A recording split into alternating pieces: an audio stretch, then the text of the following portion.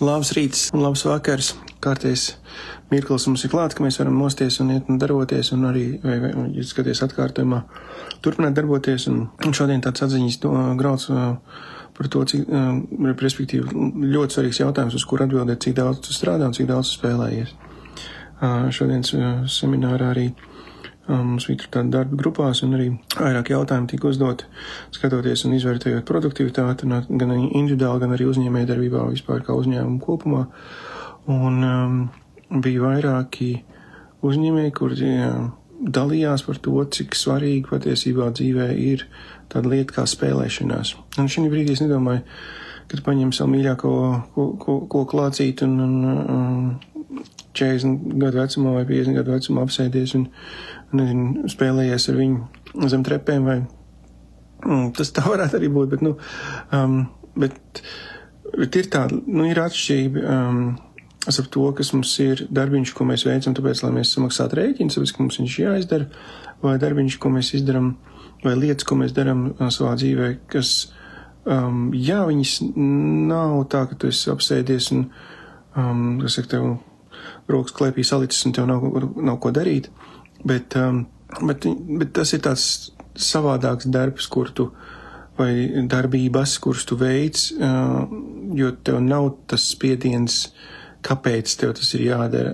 Jo, piemēram, mūsu dzīvē, mēs varam izšķirt, un tas ir normāli, tas nav nekas slikts, ka, piemēram, tu darbojies, jo tev ir, piemēram, kaut kādi pienākumi, kaut kādas atbildības uzticētas, un gala rezultātā, tur tas ir, piemēram, tāpēc, ka tas ir to naudiņu, ko tu nopelni, ar to tu var samaksāt savus rēķinus, un to ir pārējais ģimeni, bet citādāks darbiņš, citādāks darbības, kas tev dod prieku, tāda priecīga darbošanās, jo viena no niansēm, ko viņi atzīmē, arī no pieredzes un no pētījumiem skatoties, ir tas, cik svarīgi ir, ka mums dzīvē ir arī spēlēšanās, tāda, kur nav tas pienākums tik dziļš, vairāk tāda bērnišķīga zinātkāra vai šī interese un aizrautība par kādām lietām, jo tas palīdz tikt uz priekšu daudz labākā versija,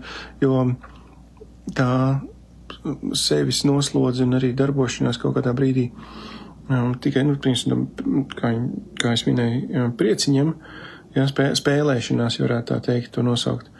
Viņa ārkārtīgi daudz nozīmē tieši pie arī tās pašas strādāšanas, jo lietas, kuras tu esi paspēlējies, un tev tas ir devis prieku, tev tas palīdz arī iet un darboties un tikt cauri un izvilkt piemēram kaut kādam emocionālam kritumam vai kādam grūtībām arī pie tā darba, kas tev ir ar pienākumu, ko tev, no kur tu nopelni sev iztikai un